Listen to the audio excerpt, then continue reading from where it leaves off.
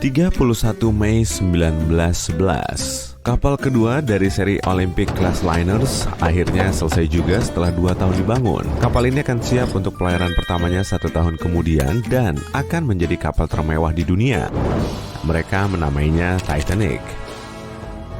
Kamu baru saja membaca berita yang menghebohkan di Daily Herald dan memutuskan untuk memanjakan dirimu untuk berlayar di atas permata lautan ini. Kamu menuju kantor pusat White Star Line di London untuk membeli tiket kelas 1 yang termurah seharga 30 pound. Sekarang harganya di atas 63 juta rupiah.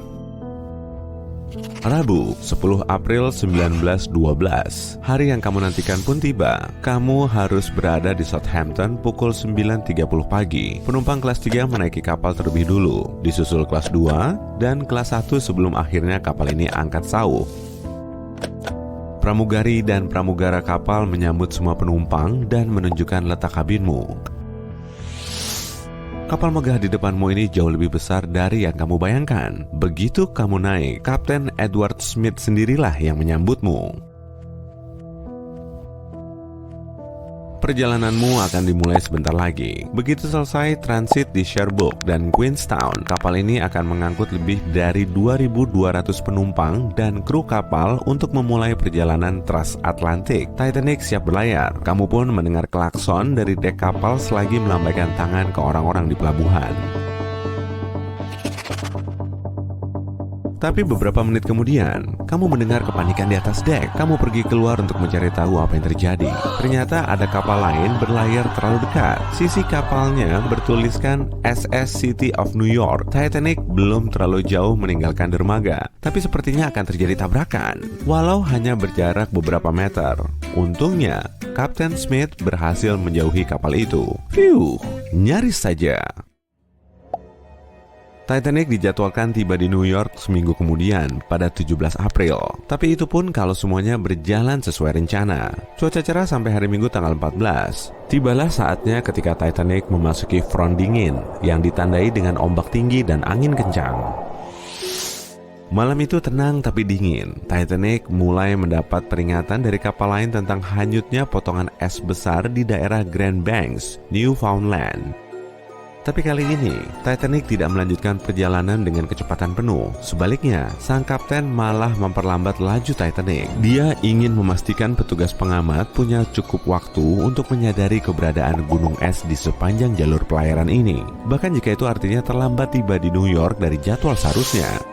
20 menit sebelum tengah malam, petugas pengamat Frederick Fleet melihat gunung es super besar tepat di depannya. Dia segera memperingatkan ruang kemudi. Perwira dek senior itu memberitahu jurumudi untuk memutari gunung es, dan anggota kru lainnya harus segera menghentikan mesin kapal. Semua orang di kapal bekerja sama untuk menghindari gunung es tersebut. Tetapi dalam cerita ini, jurumudi tidak panik. Ia segera memutar roda kemudi ke arah yang benar menjauh dari gunung es. Banyak penumpang telah terbangun oleh keributan dan kerumunan. Sebagian naik ke atas dek masih memakai pakaian tidur dan piyama untuk melihat apa yang terjadi. Sebagian mengintip sisi kanan kapal untuk melihat lebih dekat. Kamu dan semua orang cemas menonton, dengan tangan mencengkeram pagar sampai pucat memutih. Rasa stres dan dingin membuatmu menggigil. Satu pikiran terlintas begitu saja di kepalamu. Apa Titanic akan menabrak gunung es? Semakin dekat dan dekat, semua menahan napas. Suasana begitu sunyi, sampai-sampai kamu bisa mendengar bunyi jarum jatuh. Kemudian, hanya dengan jarak tak sampai 3 cm, kapal ini perlahan melewati si monster es. Tidak ada tabrakan, tidak ada robekan sepanjang puluhan meter di lambung kapal tempat masuknya air yang akan membanjiri kompartemen bawah. Semua orang mulai bertepuk tangan dan saling berpelukan. Setelah memeriksa secara menyeluruh, kapten kapal secara resmi mengumumkan bahwa semuanya baik-baik saja. Dia meminta penumpang di dek agar masuk ke dalam untuk menikmati secangkir teh panas sebelum kembali ke kabin. Kamu mengikuti kerumunan dan melihat kapten kapal pergi untuk melaporkan insiden ini. Dia juga memperingatkan kapal-kapal lain di perairan Atlantik Utara untuk memperlambat laju kapal dan waspada. Di antara semua kapal itu ada kapal Carpathia. Tidak, kali ini Carpathia bisa terus berlayar sesuai jalurnya. Tidak perlu datang untuk menyelamatkan Titanic. RMS Titanic akhirnya tiba di tujuan pada tanggal 17 April 1912.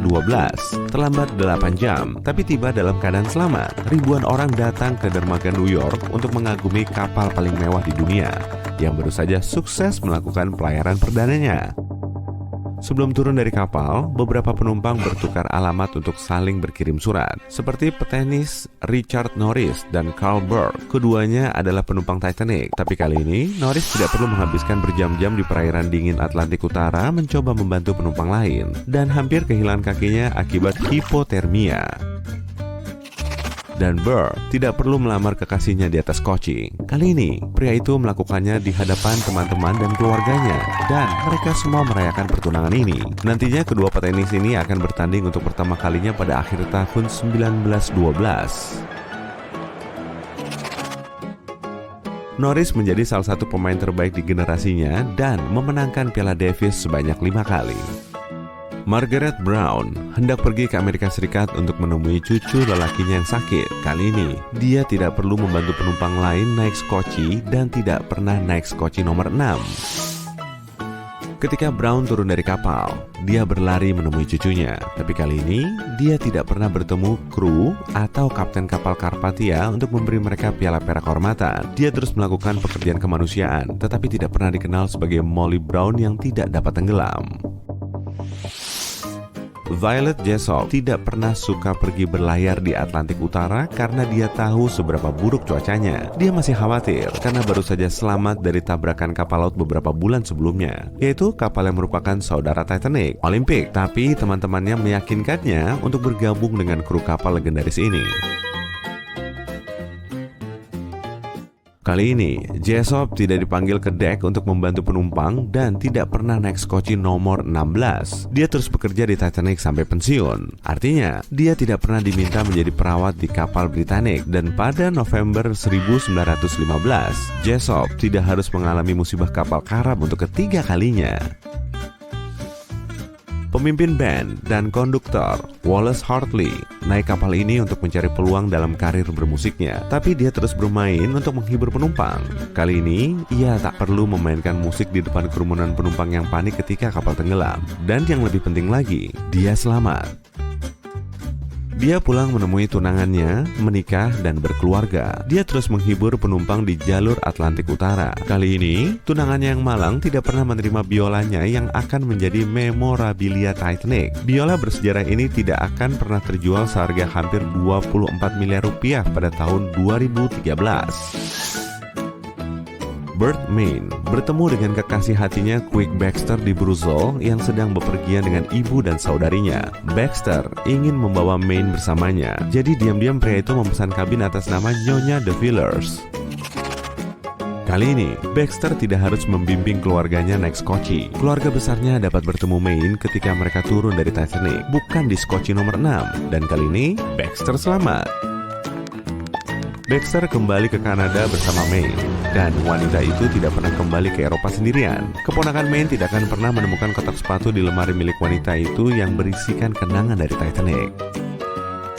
Dorothy Gibson sedang bermain kartu malam itu dengan beberapa bankir asal New York. Ketika dia kembali ke kabin bersama ibunya, dia tidak perlu mendengar bunyi besi terkoyak yang menyeramkan, dan dia pun tidak pernah naik skoci nomor 7. Pada bulan Mei 1912, Gibson tidak akan membintangi film mengenai korban selamat dari Titanic. Kan kapalnya tidak pernah tenggelam. Gibson terus melakukan banyak hal hebat, dan dia akhirnya pindah ke Prancis bersama ibunya. Dalam kisah pengandaian ini, Titanic terus menjalani karir yang sukses. Kapal ini menjadi kapal paling mewah selama bertahun-tahun, berlayar di jalur Atlantik Utara berulang kali, juga berhasil mengantarkan penumpang dan surat kemanapun tujuannya. Setelah 25 tahun bertugas, kapal ini akhirnya dibongkar. Kapal besar lainnya menggantikan Titanic. Kapal pengganti ini memiliki lebih banyak ruang untuk skoci, juga dek yang cukup besar bagi penumpang untuk berjalan-jalan dan bermain. Perusahaan White Star Line akhirnya merger dengan pesaing mereka. Tapi kali ini, bukan karena banyak kapal mereka yang tenggelam, tapi karena mereka berhasil mendapat keuntungan yang lumayan dan tumbuh jadi perusahaan besar. Pada tahun 1980, perusahaan ini menjadi perusahaan maskapai besar dengan penerbangan pertamanya dari Dublin ke New York. Kapal ini dijuluki Titanic untuk menghormati kapal bersejarah milik maskapai ini. Dan kali ini, pada tahun 1985, satu-satunya yang ditemukan oleh para ahli kelautan di dasar Atlantik Utara hanyalah karang, ikan, dan moluska, dan beberapa kalung berlian biru yang agak besar. Wah, salah, ternyata hanya beberapa pecahan kaca berwarna biru. Lupakan saja.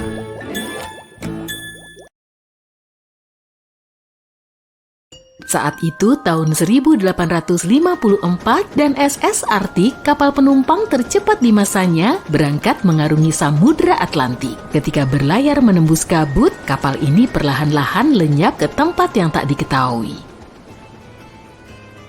The Collins Line, maskapai pelayaran Amerika, berdiri tahun 1818 dan baru mulai berbisnis dengan serius di Transatlantik tahun 1835. Kapal-kapal uapnya mengarungi Atlantik dari Liverpool ke New York hanya dalam 10 hari. Memang kedengarannya ini lama banget, tapi saat itu untuk menempuh jarak yang sama, kapal-kapal lain butuh waktu beberapa pekan. Mengapung ringan di atas air dengan lambung kayu digerakkan dengan mesin uap kuat, kapal-kapal ini adalah pilihan favorit bagi banyak orang terkemuka. Kapal semaju itu nggak mungkin bermasalah kan, pikir mereka. Jadi inget sama kapal lain yang katanya nggak bisa tenggelam itu.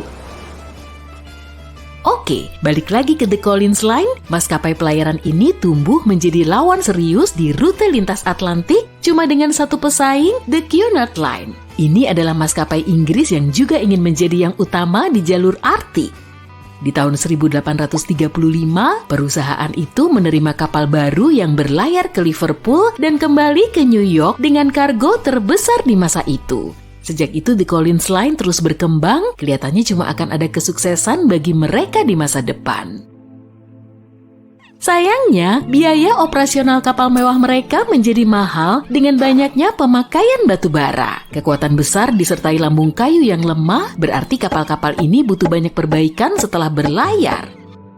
Jadi kapal pun akhirnya berbiaya mahal. Tapi karena kapal-kapal itu aman dan bereputasi bagus, orang mau membayar mahal dan maskapai pelayaran itu jelas jauh dari krisis. Mereka sudah mencapai sesuatu yang belum pernah dicapai siapapun sebelumnya. Seperti yang aku bilang tadi, kapal dari maskapai ini mengarungi Atlantik dalam 10 hari.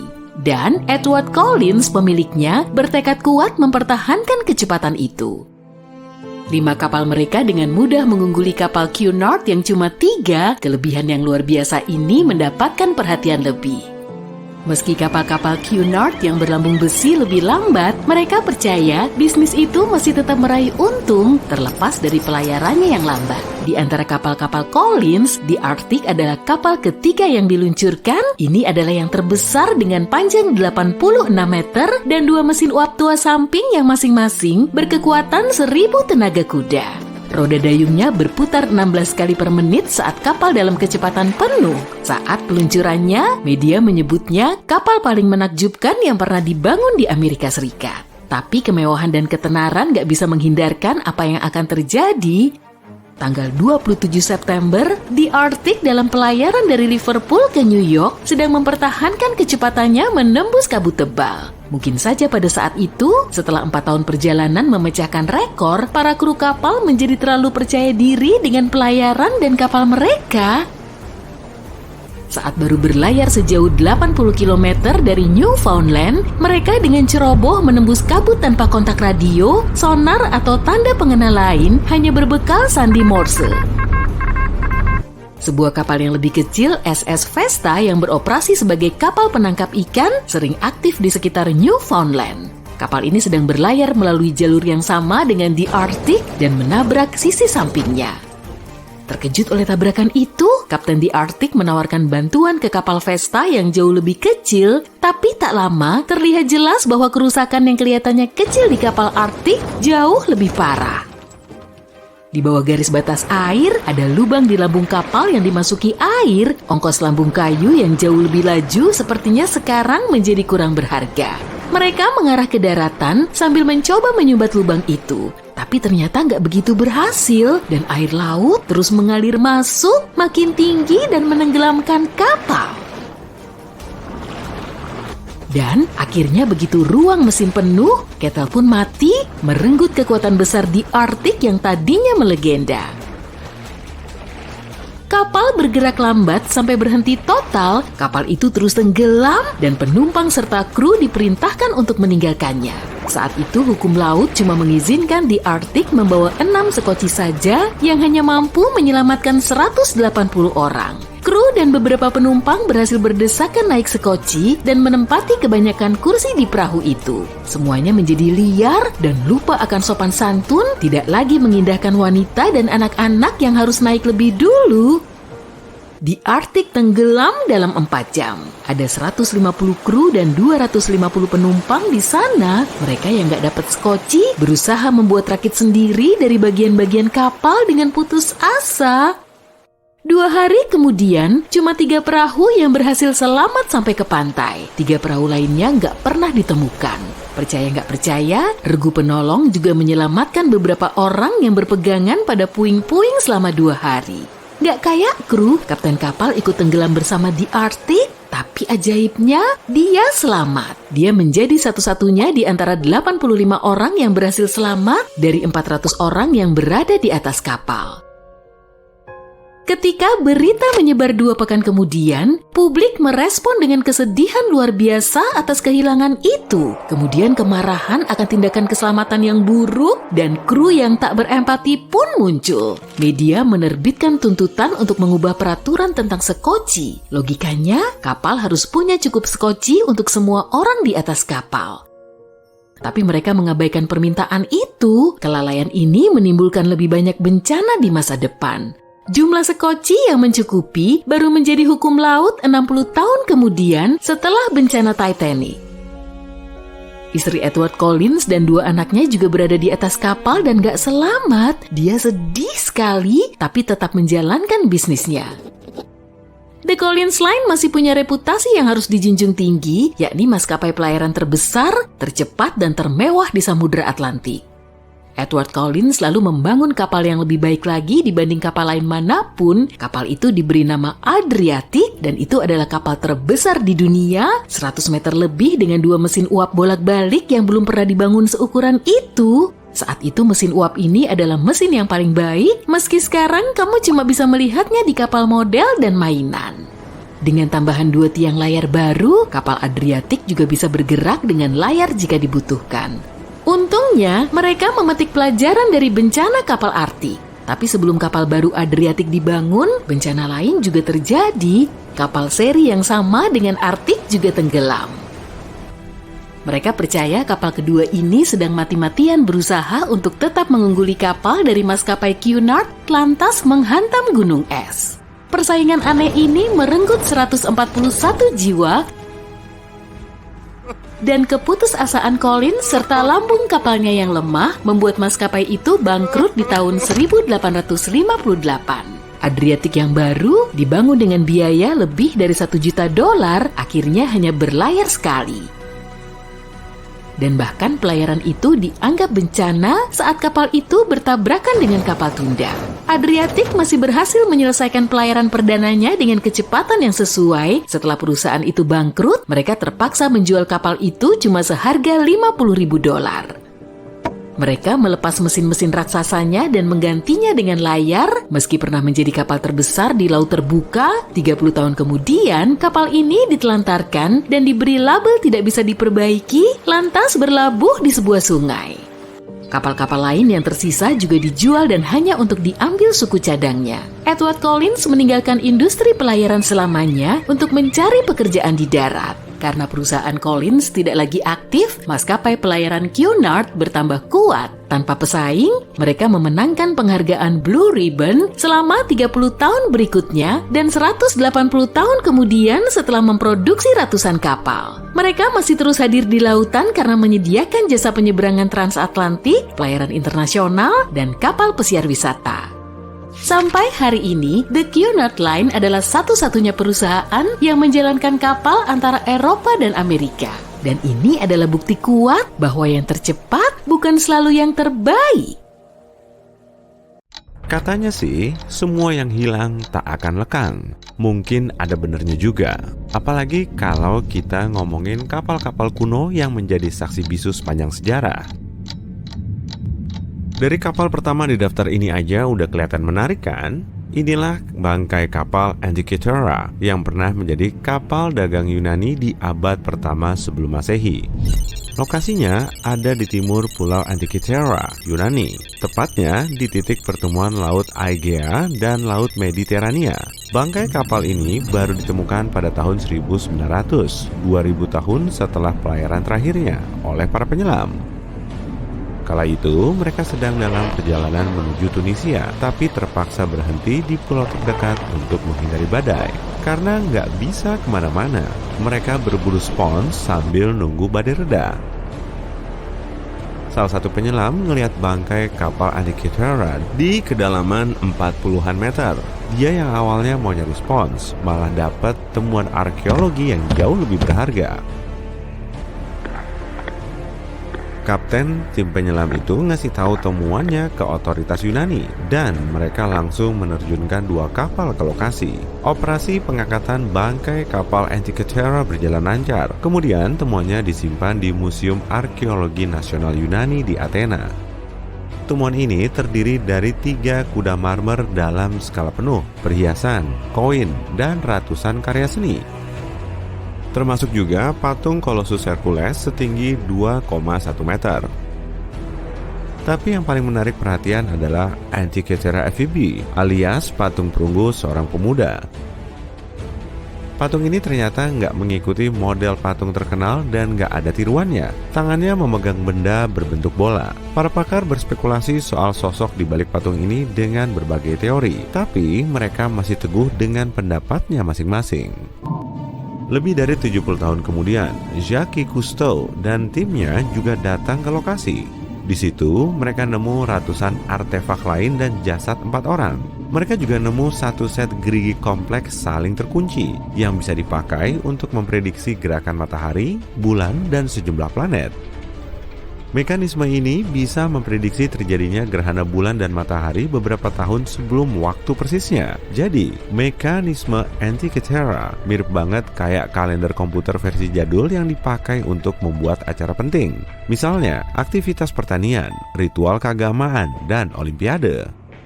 Artefak yang ditemukan di bangkai kapal Antikythera menjadi temuan penting dalam arkeologi modern. Mekanisme Antikythera sudah berhasil mengubah persepsi kita tentang batasan teknologi jadul. Alat ini dibuat lebih dari 1000 tahun yang lalu, tapi desainnya canggih banget. Meski sudah terkumpul banyak temuan menakjubkan, para ahli yakin sebagian besar situs bangkai kapal Antikythera belum dieksplor. Apalagi lokasi dan lanskap dasar lautnya menantang. Bangkai kapal ini terlalu dalam bagi para scuba diver, tapi terlalu dangkal kalau dieksplor dengan kapal selam. Menurut survei dasar laut pada tahun 2012, ada bangkai kapal lain yang berjarak 240 meter ke selatan. Area ini punya banyak misteri yang perlu dipecahkan. Tapi apa jadinya kalau pemburu spons tadi nggak datang ke situ? Para saintis nemu bangkai kapal di dasar laut Weddell, Antartika, 107 tahun setelah kapalnya karam. Ternyata itu adalah kapal Endurance milik penjelajah Antartika Sir Ernest Shackleton yang hilang. Penemunya mengatakan ukuran bangkai kapal ini termasuk yang paling besar di antara kapal karam yang nggak ditemukan. Makanya mereka merekam seluruh proses penemuan tersebut. Videonya memperlihatkan sisa-sisa Endurance yang masih dalam kondisi bagus. Meski kapal ini karam di kedalaman 3 km selama lebih dari seabad, kondisinya kayak belum lama terendam air. Menurut cerita, kapal ini hancur oleh terjangan es lalu tenggelam pada tahun 1915. Jadi, Shackleton dan awaknya harus menjauh dari kapal dengan sekoti kecil. Sejak saat itu, kisah mereka berkisar seputar survival. Shackleton berhasil nyelamatin awaknya dan kapal mereka tenggelam. Kisah ini memang heroik ya, tapi kenapa para saintis menganggap Endurance sebagai kapal bersejarah? Jadi, ekspedisi Trans-Antartika Shackleton direncanakan akan menempuh penyeberangan darat pertamanya melewati Antartika. Para awak memang terjebak dalam es, tapi mereka punya misi penting. Proses penemuan bangkai kapal ini juga sangat menantang. Laut Weddell sering diselimuti lapisan es tebal, dan es inilah yang menenggelamkan Endurance. lokasi persis bangkai kapal ini sulit dijangkau, apalagi diteliti. Para ahli dari tim ekspedisi modern memprediksi momen saat es laut Antartika mencapai batas terendah dengan citra satelit. Mereka tahu cuacanya sedang bersahabat, jadi mereka segera memulai ekspedisi. Dr. John Sears bilang mereka berhasil mencari bangkai kapal tersulit di dunia dengan melawan terjangan es yang terus bergerak, badai salju, dan penurunan suhu sampai minus 18 derajat Celcius. Itu pun masih mereka sebut suhunya bersahabat. Coba deh lihat kayu-kayu ini, kondisinya terbilang masih utuh. Nama kapalnya juga masih kelihatan. Arkeolog kelautan Manson Bound mengatakan Endurance adalah bangkai kapal kayu terbaik yang pernah dia temukan. Tentu ucapannya ini nggak cuma isapan jempol, karena dia telah berkarir di bidangnya selama 50 tahun. Tapi kenapa kayu-kayunya nggak lapuk ya? Ahli biologi laut dalam kutub, Dr. Michelle Taylor, mengatakan kayu itu cuma rusak sedikit karena hewan pemakan kayu nggak ada di kawasan tersebut. Pekerja tambang batu bara di Serbia Timur nemu 3 bangkai kapal yang diperkirakan sudah ada di situ selama 1.300 tahun. Bangkai terbesarnya adalah kapal armada Romawi kuno sepanjang 15 meter dengan dasar rata. Kapal ini diperkirakan bisa mengangkut 30-35 awak. Di lambung kapal terdapat tanda bekas perbaikan yang menandakan kapal ini sudah dipakai lama. Dari tanda ini juga, kita bisa tahu kapal tersebut telah ada selama lebih dari 1.000 tahun. Tapi, 2 kapal kecil lainnya lebih cocok disebut sebagai perahu yang dipakai oleh orang Slavia saat menyerang perbatasan Romawi. Kedua perahu ini ditemukan di bawah lumpur dan tanah liat di dasar Sungai Purba. Jadi, di zaman dulu, ada suatu pangkalan Romawi bernama kota Viminasium. Dan Viminasium ini adalah ibu kota provinsi dengan penduduk 40 ribuan orang di abad ke-4 Masehi. Areanya lebih luas dari Pompei. Tambang batu bara Kostolak adalah hidden gem-nya. Para arkeolog telah membuktikan adanya aktivitas manusia dan hewan kuno di kawasan ini. Pada tahun 2012 lalu, mereka juga nemu tulang belulang 5 mamut berbulu yang telah punah 10.000 tahun lalu. Tim arkeolog Kanada nemu sebuah kapal di perairan Arktik Kanada 150 tahun setelah hilang. Kapal dagang ini bernama HMS Investigator. Ia dibeli pada tahun 1848 untuk nyari kapal penjelajah Sir John Franklin yang hilang dalam ekspedisi jalur barat laut. Lalu pada tahun 1850, HMS Investigator berlayar dari Inggris untuk menjalankan misi penyelamatan ini. Kru ekspedisi yang dipimpin oleh Kapten Robert McClure mengemudi kapal mereka ke laut lepas. Sang kapten sadar saat itu mereka berada di kaki terakhir jalur barat laut melintasi Amerika Utara. Tapi sebelum memasuki Laut Beaufort, kapal seberat 122 ton ini terjebak dalam lapisan es tebal. Para awak kapal akhirnya berdiam di Selat Prince of Wales sepanjang musim dingin. Memasuki musim panas, McClure mencoba berlayar lagi ke ujung jalur, tapi lagi-lagi terhalang oleh es. Jadi, para awak harus meninggalkan kapal. Lalu, McClure membawa mereka memasuki Teluk Mersey. Dan di sana, mereka harus menetap sampai tahun 1853 saat HMS Resolute datang menolong. Kru sebanyak 60 orang itu harus melewati 3 musim dingin di Laut Arktik tanpa tahu nasib mereka. Beberapa saat kemudian, kapal mereka ditemukan dalam posisi tegak di bawah air pada kedalaman 11 meter. Dan kondisinya masih sangat bagus. Air Laut Arktik ternyata bisa menghambat kerusakan geladak luar kapal. Bentuk kapal dan kayunya juga bisa dilihat dengan jelas. Selain itu, arkeolog telah menemukan artefak yang ditinggalkan pelaut di daratan. Mereka membongkar semua muatan sebelum meninggalkan Investigator. Makam 3 pelaut dan 1 bangkai kapal angkatan laut Inggris juga ditemukan di area ini. Kira-kira temuan apa lagi ya yang bisa mereka singkap?